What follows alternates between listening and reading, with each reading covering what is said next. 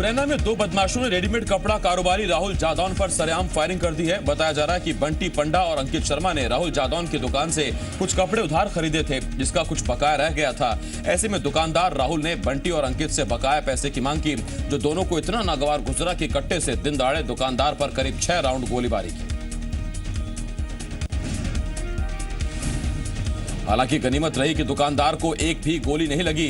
Firing के बाद दोनों बदमाश मौके से फरार हो गए। फिलहाल ये पूरी वारदात सीसीटीवी कैमरे में कैद हो गई और पुलिस ने हत्या की कोशिश का मामला दर्ज कर दोनों आरोपियों की तलाश शुरू कर दी है।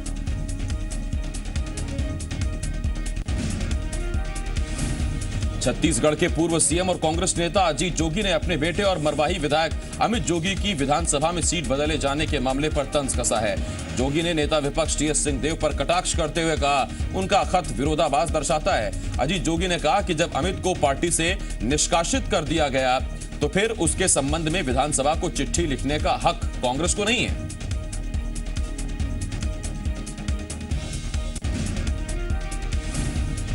छत्तीसगढ़ विधानसभा के पहले दिन कांग्रेस विधायक दल की बैठक हुई। बैठक के बाद नेता प्रतिपक्ष ने अच्छे वातावरण में कांग्रेस विधायकों को विधानसभा में बेहतर परफॉर्म करने की बात कही। इस दौरान नेता प्रतिपक्ष टीएस सिंहदेव ने बस्तर में महिलाओं के साथ अनाचार, अंतागढ़ में प्रशासनिक इस्तेमाल का मुद्दा उठाने की बात पर जोर दिया। उन्होंने कहा कि दोनों मुद्दे स्थगन प्रस्ताव के माध्यम से लाए जाएंगे। बैठक में एकजुट रहने की बात पर भी फोकस किया गया। टीकमगढ़ में पार्टी की जन विश्वास यात्रा में शिरकत करने पहुंचे अरुण यादव से पूछा गया कि विधानसभा में नेता विपक्ष लंबे समय से बीमार हैं, ऐसे में पार्टी नए नेता का चुनाव क्यों नहीं कर रही। इस पर कांग्रेस प्रदेश अध्यक्ष ने कहा कि आप सभी इस बात से वाकिफ हैं कि यह प्रक्रिया दिल्ली से होती है। यानी अरुण यादव के मुताबिक एमपी कांग्रेस का विधायक दल अपने नेता का चुनाव खुद नहीं कर सकता। टीकमगढ़ दौरे पर पहुंचे प्रदेश कांग्रेस अध्यक्ष अरुण यादव ने यूपीए सरकार के दौरान मिले बुंदेलखंड पैकेज में भ्रष्टाचार का आरोप लगाया है। अरुण यादव का आरोप है कि इस पैकेज में 7,200 करोड़ रुपए मिले थे, लेकिन 1 रुपए का काम भी जमीन पर नहीं दिख रहा है। मध्य प्रदेश विधानसभा में आज राज्यपाल के अभिभाषण पर चर्चा के दौरान कांग्रेस पर सीएम शिवराज सिंह चौहान ने जोरदार हमला बोला। सीएम ने कहा, फसल बीमा योजना कांग्रेस के कार्यकाल में डिफेक्टिव बीमा योजना थी, लेकिन प्रधानमंत्री फसल बीमा योजना से किसानों को काफी फायदा होगा। मुख्यमंत्री शिवराज सिंह चौहान ने कहा कि पीएम मोदी कांग्रेस की आंखों में चुभते हैं। सीएम ने कहा कि कांग्रेस के कार्यकाल में शिलान्यास के बाद 30-30 साल तक काम पूरे नहीं होते थे, लेकिन जब से बीजेपी की सरकार आई मध्य प्रदेश में विकास दर लगातार बढ़ी है। सीएम ने सदन में बताया कि पिछले 4 साल में मध्य प्रदेश में कृषि विकास दर 20% रही है। एमपी विधानसभा में आज राज्यपाल के अभिभाषण पर चर्चा के दौरान सीएम शिवराज के कई रंग दिखाई दिए।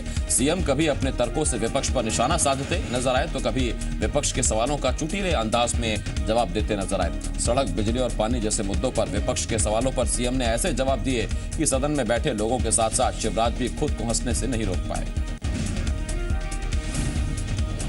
मध्य प्रदेश विधानसभा में राज्यपाल के अभिभाषण पर चर्चा के दौरान मुख्यमंत्री शिवराज सिंह चौहान ने विधायक निधि बढ़ाने का ऐलान किया। मुख्यमंत्री ने ऐलान किया कि अब विधायक निधि को बढ़ाकर 2 करोड़ रुपए किया जाएगा। अभी तक विधायक निधि करीब 77 लाख रुपए है। मुख्यमंत्री की इस घोषणा का जहां सत्ता पक्ष के विधायकों ने स्वागत किया, वहीं कांग्रेस ने इसे नाकाफी करार दिया।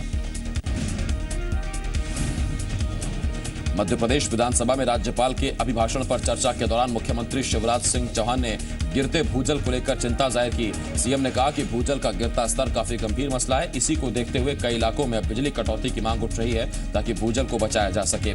इस मामले में प्रदेश के ऊर्जा मंत्री राजेंद्र शुक्ल का कहना है कि राज्य के पास पर्याप्त बिजली है, लिहाजा भूजल को बचाने के लिए अगर 1-2 घंटे की कटौती करनी पड़ी तो वो की जाएगी। रायपुर में आज रमन कैबिनेट की बैठक में कई अहम फैसले किए गए। कैबिनेट ने विधानसभा के बजट सत्र में पेश होने वाले 5 विधेयकों को मंजूरी दे दी। साथ ही प्रधानमंत्री फसल बीमा योजना को भी मंजूरी दे दी गई। किसानों को राहत देते हुए कैबिनेट ने सरगुजा के ओलावृष्टि प्रभावित किसानों को मुआवजा दिया जाना मंजूर कर लिया है। कैबिनेट ने प्रदेश के 72 मॉडल स्कूलों को पीपीपी मोड पर चलाए जाने को और पुलिस अधिकारियों और कर्मचारियों के लिए 10,000 मकान बनाए जाने को भी हरी झंडी दे दी है।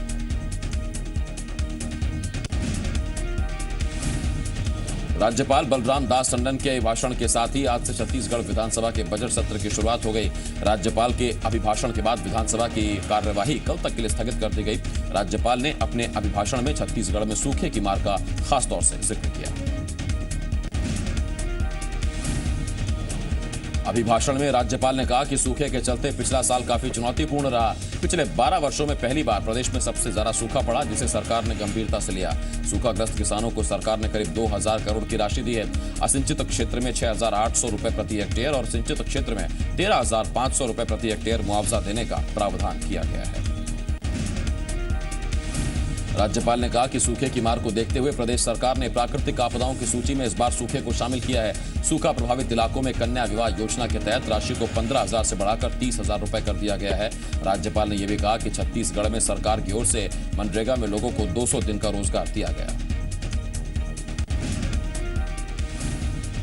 लोकसभा में आज सतना के सांसद गणेश सिंह ने एमपी के किसानों का मुद्दा उठाया। उन्होंने केंद्र सरकार से एमपी के सूखा प्रभावित किसानों को सस्ता अनाज देने की मांग की। उन्होंने कहा कि प्रदेश के किसानों का प्राकृतिक आपदा से काफी नुकसान हुआ है। ऐसे में क्या केंद्र सरकार उनके लिए अनाज का अलग से आवंटन करेगी? सांसद गणेश सिंह के सवाल का खाद्य मंत्री रामविलास पासवान ने जवाब दिया। उन्होंने कहा कि केंद्र सरकार पीडीएस के तहत केवल गेहूं और चावल देती है। अगर प्रदेश सरकार गरीबों को कुछ और राहत देना चाहती है तो वो सब्सिडी दे सकती है। उज्जैन में सिमस्त मेले के जमीन आवंटन को लेकर आज साधु संत फिर से धरने पर बैठ गए। धरने पर बैठे साधु संतों ने चेतावनी दी कि ये अनशन आमरण अनशन होगा और जब तक इनकी मांगे नहीं मानी जाएंगी तब तक धरना जारी रहेगा। इस बीच एक संत ने विरोध स्वरूप मांगे नहीं माने जाने तक खड़े रहने का प्रण ले लिया। दरअसल वैष्णव संप्रदाय के 3 अखाड़े निर्वाणी, निर्मोही और दिगंबर अखाड़े के साधु संत जमीन आवंटन को लेकर प्रशासन और सिमस्त मेला प्राधिकरण से नाराज हैं। संतों ने प्रशासन को चेतावनी दी है कि अगर जमीन विवाद नहीं सुलझाया गया तो तीनों अखाड़ों के लगभग 750 साधु संत सीएम शिवराज के उज्जैन पहुंचने पर विरोध प्रदर्शन करेंगे और उनका घेराव करेंगे। सुकमा और तेलंगाना सीमा पर नक्सलियों और सुरक्षा बलों के बीच हुई मुठभेड़ में 8 नक्सली मारे गए। बताया जा रहा है कि नक्सली छत्तीसगढ़ से तेलंगाना के खम्मम की ओर जा रहे थे कि रास्ते में उन्हें ग्रे हाउंड कमांडोज ने घेर लिया। मुठभेड़ में 5 महिला नक्सली समेत 8 नक्सली मारे गए। साथ ही एक AK-47, एक 303 राइफल और 3 SLR राइफल बरामद की गई। खबर है कि मारे गए नक्सलियों में नक्सली नेता लक्ष्य मैया भी मारा गया है। हालांकि अभी तक इसकी आधिकारिक पुष्टि नहीं हुई है। छत्तीसगढ़ के स्पेशल डीजी नक्सल ऑपरेशन DM अवस्थी ने कहा कि तेलंगाना की ग्रेहाउंड फोर्स ने किस्टाराम इलाके में 8 नक्सलियों को मार गिराया है। मारे गए नक्सलियों के पास से कई हथियार, बड़ी मात्रा में गोला बारूद भी बरामद किया गया है। कोंडागांव के मर्दापाल के कुदुर जंगल से गश्त के दौरान पुलिस ने नक्सली बल्लीराम को गिरफ्तार किया।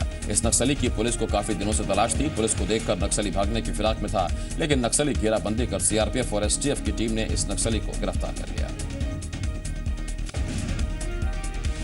गिरफ्तार नक्सली पर पुलिस पार्टी पर हमला करने, विस्फोट करने और फायरिंग जैसे अपराधों में शामिल होने का मामला कई थाने में दर्ज है। नक्सली से पूछताछ कर पुलिस ने इसे जगदलपुर के विशेष कोर्ट में पेश किया। नारायणपुर जिले के अबूझमाड़ इलाके में नक्सलियों ने मुखबिरी के शक में 3 ग्रामीणों की हत्या कर दी। नक्सलियों ने ग्रामीणों को घर से निकालकर मौत के घाट उतारा। SP का कहना है कि सुरक्षा बलों की ओर से लगातार चलाए जा रहे सर्चिंग अभियान और सरकार की योजनाओं के चलते इलाके में नक्सलियों का असर कम हुआ है, जिससे वो बौखलाए हुए हैं और इसी बौखलाहट के चलते वो लगातार बेकसूर ग्रामीणों की हत्या कर दहशत फैलाने की कोशिश कर रहे हैं। भिंड के गायत्री DN कॉलेज परीक्षा केंद्र पर 12वीं की परीक्षा में छात्र खुलेआम नकल करते दिखे। छात्र परीक्षा हॉल में मोबाइल तक लेकर पहुंचे थे। सर्चिंग में दर्जनों मोबाइल जब्त किए गए। छात्र नकल में मोबाइल का इस्तेमाल करते हुए पाए गए। मोबाइल के जरिए छात्र क्वेश्चन पेपर परीक्षा हॉल से बाहर भेज रहे थे। भिंड के गायत्री DN कॉलेज परीक्षा केंद्र पर खुलेआम नकल मामले में नया गांव केंद्राध्यक्ष रामेंद्र सिंह और पर्यवेक्षक किशनपाल सिंह को निलंबित कर दिया गया है। सही तरीके से सर्चिंग नहीं करने की वजह से इन दोनों को निलंबित किया गया। स्कूल के क्लर्क प्रदीप भटेले पर FIR दर्ज करने का आदेश दिया गया है। दरअसल भिंड के स्कूल में छात्र परीक्षा हॉल में मोबाइल तक लेकर पहुंचे थे। सर्चिंग में दर्जनों मोबाइल जब्त किए गए। छात्र मोबाइल से नकल करते पाए गए थे।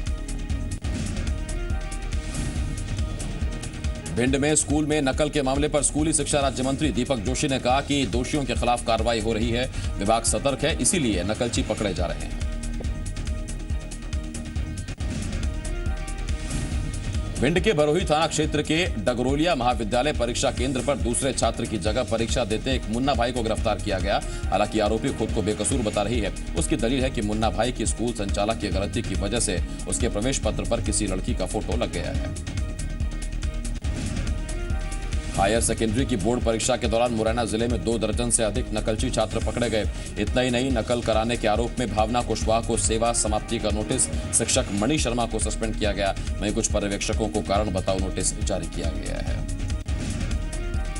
खरगोन जिले के सेगांव तहसील में स्कूल की लापरवाही ने 1 दर्जन से ज्यादा बच्चों का भविष्य अंधेरे में डाल दिया है। अभिभावकों ने 10वीं परीक्षा में बैठने नहीं देने की शिकायत प्रशासन से की। अभिभावकों ने एक निजी स्कूल पर परीक्षा फॉर्म नहीं भरने का आरोप लगाया। शिक्षा अधिकारी ने निजी स्कूल पर सख्त कार्रवाई करने का भरोसा दिया है। दरअसल क्षेत्र के 12 स्टूडेंट्स 10वीं कक्षा में महामना पंडित मदन मोहन मालवीय स्कूल में पढ़ाई कर रहे थे। छात्रों की ओर से परीक्षा फॉर्म नियमित दिया जा रहा था, लेकिन स्कूल प्रबंधन ने परीक्षा फॉर्म नहीं भरा, जिसका खामियाजा छात्र छात्राओं को उठाना पड़ा। ऐसे में अभिभावकों ने प्रशासन से स्कूल प्रबंधन के खिलाफ शिकायत की है।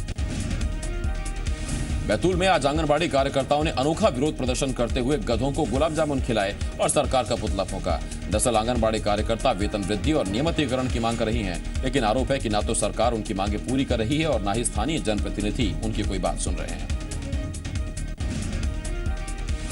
ऐसे में गुस्साई आंगनबाड़ी और आशा कार्यकर्ता कलेक्ट्रेट के पास इकट्ठा हुए और वहां धरना देते हुए गधों को गुलाब जामुन खिलाए। आंगनबाड़ी कार्यकर्ताओं ने चेतावनी दी कि अगर अब भी उनकी मांगे नहीं मानी गई तो वो 8 मार्च को अंतर्राष्ट्रीय महिला दिवस को धिक्कार दिवस के तौर पर मनाएंगे। टीकमगढ़ में 9 सूत्री मांगों को लेकर स्वास्थ्य कर्मचारी की हड़ताल का दूसरा दिन है। प्रदर्शनकारियों ने नियमितीकरण समेत कई मांगों को लेकर हड़ताल कर रहे हैं। स्वास्थ्य कर्मचारियों की हड़ताल से स्वास्थ्य सेवाओं पर बुरा असर पड़ रहा है। प्रदर्शनकारियों ने मांगे पूरी नहीं होने पर भूख हड़ताल पर जाने की चेतावनी दी है।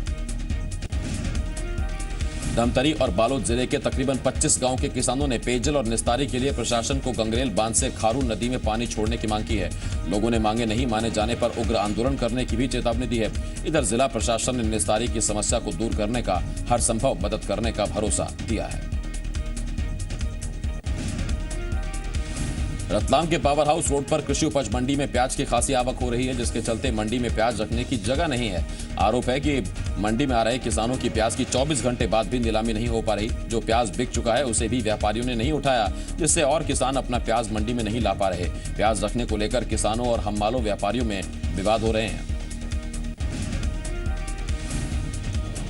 इंदौर के MY अस्पताल में नवजात बच्चे की चोरी की गुत्थी सुलझ गई है। पुलिस ने बच्चा चुराने वाली महिला को गिरफ्तार कर लिया है। चौंकाने वाली बात यह है कि आरोपी महिला पेशे से शिक्षक है। आपको बता दें कि 24 फरवरी को रतलाम की एक महिला ने MY अस्पताल में बच्चे को जन्म दिया, लेकिन नवजात के जन्म के 1 घंटे बाद ही आरोपी महिला उसे लेकर रफूचक्कर हो गई। पुलिस और अस्पताल प्रबंधन ने सीसीटीवी फुटेज को सभी जगह जारी कर दिया। इसी दौरान कल क्राइम ब्रांच को फोन कर किसी शख्स ने बच्चा चुराने वाली महिला के बारे में जानकारी दी, जिस पर क्राइम ब्रांच पुलिस ने मामले की तफ्तीश शुरू की तो पता चला कि आरोपी महिला चंदन नगर की रहने वाली एक महिला ने बच्चा चोरी किया है। पुलिस ने दबिश देकर आरोपी महिला को गिरफ्तार कर लिया। मुंगेली के लालपुर थाना अंतर्गत मनोहरपुर गांव के हनुमान मंदिर में एक नवजात के मिलने से इलाके में सनसनी फैल गई। गांव के लोगों ने इस बात की जानकारी क्षेत्रीय विधायक और संसदीय सचिव तोखन साहू को दी। तोखन साहू ने नवजात बच्चे को लोरमी स्वास्थ्य केंद्र में भर्ती कराया, जहां बच्चे की खराब स्थिति के कारण उसे बिलासपुर सिम्स रेफर कर दिया गया। मंगलवार के दिन हनुमान मंदिर में मिलने के कारण नवजात बच्चे का नाम बजरंगी रखा गया है। पेंड्रा के गौरेला थाने में गंदे पानी की शिकायत का एक अनूठा मामला सामने आया है। गंदे पानी की सप्लाई को लेकर थाने में एक बुजुर्ग ने शिकायत दर्ज कराई। बुजुर्ग का आरोप है कि गोरखपुर ग्राम पंचायत की ओर से पिछले 3 माह से गंदा पानी सप्लाई किया जा रहा है। वहीं पुलिस का कहना है कि संबंधित विभाग से चर्चा कर जल्द ही पानी सप्लाई दुरुस्त करने की बात कह रहे हैं। सीधी जिले के जिला अस्पताल में अब डायलिसिस की सुविधा शुरू हो गई है। 29 जनवरी को प्रदेश के मुख्यमंत्री शिवराज सिंह चौहान ने सीधी के जिला अस्पताल में 50 लाख रुपए की लागत की हेमोडायलिसिस मशीन का लोकार्पण किया था, लेकिन कुछ तकनीकी खामी के कारण मशीन काम करना शुरू नहीं कर पाई थी। अब तक सीधी जिले के किडनी के मरीजों को इलाज के लिए सतना, रीवा, जबलपुर या बनारस जाना पड़ता था। टीकमगढ़ जिले के ओरछा में डकैती की योजना बनाते पुलिस ने 4 अंतर्राज्यीय बदमाशों को गिरफ्तार किया है, जबकि एक आरोपी भाग निकला। पुलिस ने आरोपियों के पास से हथियार और 5 जिंदा कारतूस जब्त किए। दरअसल गश्त के दौरान गुदराई गांव के पास बदमाशों के छिपे होने की पुलिस को सूचना मिली थी, जिसके बाद पुलिस ने घेराबंदी कर बदमाशों को धर दबोचा। फिलहाल पुलिस आरोपियों से पूछताछ पर जुटी हुई है। इंदौर की एरोड्रम पुलिस ने एक बिल्डिंग से ऑनलाइन सट्टा खेलने वाले 2 लड़कों को गिरफ्तार किया है। बताया जा रहा है कि जबलपुर के रहने वाले दोनों आरोपी शहर में पिछले 2 महीने से रुके थे और वर्ल्ड कप पर सट्टा लगा रहे थे। पिछले दिनों पाकिस्तान और अन्य टीमों पर सट्टा लगाने की खबर पुलिस को दी गई थी, जिस पर पुलिस ने दबिश देकर आरोपियों के पास से एक मशीन, लैपटॉप और इंटरनेट का डोंगल जब्त किया है। वहीं 3 लाख रुपए का हिसाब किताब भी इनके पास से मिला है। इंदौर में एक शातिर वाहन चोर गिरोह का खुलासा किया गया, जिसे सुनकर आप भी चौंक उठेंगे। आरोपी दिन में आइसक्रीम का ठेला लगाता है और रात में शहर के अलग अलग इलाकों में गाड़ियों की चोरी की वारदात को अंजाम देता था। पुलिस ने 3 आरोपियों को गिरफ्तार कर उनके पास से चोरी के 14 वाहन जब्त किए हैं। पुलिस के मुताबिक सभी आदतन अपराधी हैं। पिछले कुछ समय से पुलिस को गुमराह करने के लिए वो इस तरह के काम कर रहे थे। फिलहाल पुलिस आरोपियों से पूछताछ कर रही है। ग्वालियर के शंकर कॉलोनी का रहने वाला एक ड्राइवर इन दिनों पुलिस से परेशान है। लोकेंद्र तिवारी नाम का युवक पेशे से ट्रक ड्राइवर है, जो ग्वालियर से मद्रास के बीच ट्रक चलाता है, लेकिन 1 साल के भीतर में ही उसके नाम पर 4 अलग अलग थानों में फरार आरोपी बनाकर केस दर्ज है। जन सुनवाई में लोकेंद्र ने बताया कि जिस दिन वारदात हुई उस दिन वो अपनी ड्यूटी पर तैनात थे। लोकेंद्र ने पुलिस पर लापरवाही से केस दर्ज करने का आरोप लगाया है। पीड़ित की शिकायत पर एसपी ने जांच के आदेश दिए, साथ ही मामले में जांच कर दोषियों के खिलाफ कार्रवाई की बात कही है। उज्जैन में तेल टैंकर में हुए दोहरे हत्याकांड का खुलासा करते हुए पुलिस ने 5 आरोपियों को गिरफ्तार किया। दरअसल 21 फरवरी को महाकाल थाना क्षेत्र के मंगरोला गांव के पास इंदौर के मंगोलिया से आ रहे पेट्रोल टैंकर से 2 शव बरामद हुए थे, जिनकी पहचान ड्राइवर बने सिंह और क्लीनर कुलदीप सिंह के रूप में हुई। जांच के दौरान पुलिस ने देवास के रहने वाले सुमित और उसके पिता जगदीश को गिरफ्तार किया। पुलिस के मुताबिक सुमित और जगदीश पहले तेल टैंकर का ही काम करते थे, लेकिन कारोबार में नुकसान की वजह से दोनों कर्ज में डूब गए। आरोप है कि दोनों ने कर्ज चुकाने के लिए लूट की योजना बनाई और लक्ष्मण, शैलेंद्र और मनोज के साथ मिलकर ड्राइवर और क्लीनर की हत्या कर दी। पुलिस का दावा है कि आरोपियों ने करीब 12,000 लीटर डीजल और करीब 5,000 लीटर पेट्रोल भी लूट लिया था। पुलिस ने आरोपियों के कब्जे से 6 लाख से ज्यादा का पेट्रोल डीजल भी जब्त कर लिया है। देवास में इंदौर भोपाल बाईपास रोड पर सड़क हादसे में 4 लोग घायल हो गए। हादसा एलपीजी के टैंकर और कार की टक्कर से हुआ। टक्कर इतनी जोरदार थी कि टैंकर पलट गया और इस हादसे में कार सवार 4 लोग घायल हो गए। कार भी बुरी तरह से क्षतिग्रस्त हो गई। सभी घायलों को इंदौर के अस्पताल में रेफर कराया गया है। गनीमत यह रही कि एलपीजी टैंकर खाली था, वरना हादसा और भी बड़ा हो सकता था। कार में सवार सभी लोग भोपाल के रहने वाले बताए जा रहे हैं, जो इंदौर से पारिवारिक कार्यक्रम से लौटकर भोपाल जा रहे थे। बताया जा रहा है कि सड़क चौड़ी नहीं होने की वजह से आए दिन यहां हादसे होते हैं। भोपाल में विधानसभा के सामने बेकाबू बस ने युवक को टक्कर मार दी। हादसे में युवक बुरी तरह जख्मी हो गया, जिसके इलाज के दौरान मौत हो गई। आपको बता दें कि जिस वक्त यह हादसा हुआ उस वक्त रोड से कई वीआईपी गाड़ियां गुजरी, लेकिन किसी भी वीआईपी ने गाड़ी रोककर उस घायल शख्स को मदद करने की कोशिश नहीं की। कोरबा में हनुमान छाप सिक्का चुराने के लालच में 9 छात्र सलाखों के पीछे पहुंच गए। दरअसल कटघोरा थाना क्षेत्र के भावर गांव का राकेश सिंह इंदौर में फार्मेसी की पढ़ाई कर रहा है। राकेश ने अपने दोस्त सज्जाद खान और गुलशन कश्यप को बताया कि हनुमान छाप सिक्का चमत्कारिक है। ये सिक्का मिलने पर लोग काफी अमीर हो जाते हैं और इसके इस्तेमाल से किसी को भी अपने वश में किया जा सकता है। उसने ये भी बताया कि ऐसा सिक्का, चमत्कारी सिक्का, उसके मामा के पास है। आरोपियों ने जांजगीर जिले के खैरताल और नेंगुरडी गांव पहुंचकर अपने साथ गांव के 7 और साथियों को शामिल किया। इसके बाद आरोपी कोरबा के कटघोरा थाना क्षेत्र के भावर गांव पहुंचे, जहां 6 आरोपियों ने राकेश के मामा के यहां धावा बोल दिया, जबकि 3 आरोपी गांव के बाहर उनका इंतजार करने लगे।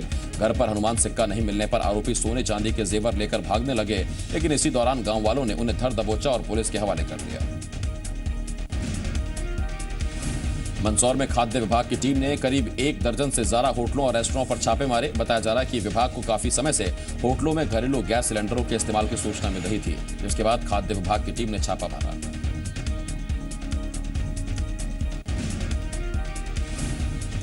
कार्रवाई में 15 से ज्यादा घरेलू गैस सिलेंडर और भारी मात्रा में केरोसिन जब्त किया गया। फिलहाल अधिकारी आरोपी संस्थाओं के खिलाफ उचित कार्रवाई की बात कर रहे हैं।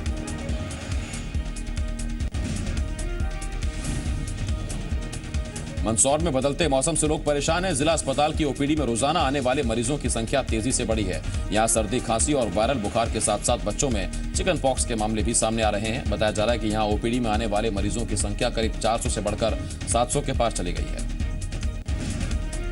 इंदौर में नॉन इंटरलॉकिंग वर्क के काम के चलते कल से 2 दिन के लिए मेगा ब्लॉक रहेगा। 2 और 3 मार्च को इंदौर रेलवे स्टेशन बंद रहेगा, जिसके चलते इस रूट की तकरीबन 16 ट्रेनें रद्द रहेंगी। वहीं 29 ट्रेनों को शॉर्ट टर्मिनल कर दिया गया है, यानी ये ट्रेनें लक्ष्मीबाई नगर और पलिया से चलेंगी। 2 मार्च को Indore Maksi passenger, Indore Nagda train, Indore Kota passenger, Indore Ujjain link express, Indore Bhopal passenger, Nagda Indore passenger, Kota Indore intercity, Habibganj Indore intercity रद्द रहेगी।